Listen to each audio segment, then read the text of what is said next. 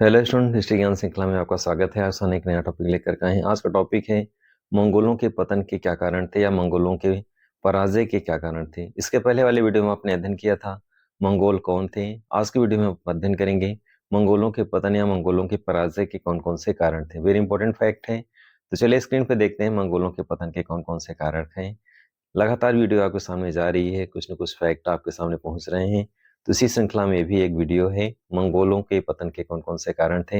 Very important topic है और विस्तार से अध्ययन करेंगे मंगोलों के पतन के कारण। तो चलिए स्क्रीन पे देखते हैं मंगोल के पराजय के फर्स्ट कारण में आपसी फूट। जैसे कि आप जानते हैं, मंगोल आपस में संगठित नहीं थे। उनमें आपसी युद्ध निरंतर चलते रहते थे। मंगोल नेता दाऊद ने मध्य एशिया में ही लगभग 40 युद्ध लड़े थे। यही कारण है कि वह भारत में सफल नहीं हो सके। उनकी सारी शक्ति आपसी लड़ाइयों में ही व्यय होती रही। मंगोल पराजय के नेक्स्ट कारण में अध्ययन करेंगे युद्ध में परिवार को साथ रखना। मंगोल जब भारत पर आक्रमण करते थे तब वे अपने परिवार को भी साथ लेकर आते थे। अपनी स्त्री और बच्चों के साथ रखने के कारण एक तो उन्हें खान पान की सामग्री अधिक ढोना पड़ता था और उन्हें बहुत से शक्ति इसी में व्यय हो जाते थे। दूसरे, उनकी रणनीति भी गलत का असर पड़ता था और इस तरह से शाही सैनिक उन्हें स्त्री और बच्चों को पकड़कर कैद कर लेते थे और उनकी हत्या कर देते थे। इससे सैनिकों पर आतंक छाया रहता था और यह उसकी पराजय का महत्वपूर्ण कारण बन गया। मंगोलों की पराजय के निष्ठ कारण में वास्तविक सैन्य शक्ति का कम होना। मंगोलों की वास्तविक सेना उतनी नहीं होती थी जितनी की इतिहास में दिखाई गई है। यह संख्या में उनकी स्त्रियों और बच्चों के साथ कुछ अफगान और कोक्का लुटेरे भी शामिल होते थे जो वास्तविक सैनिक नहीं होते थे।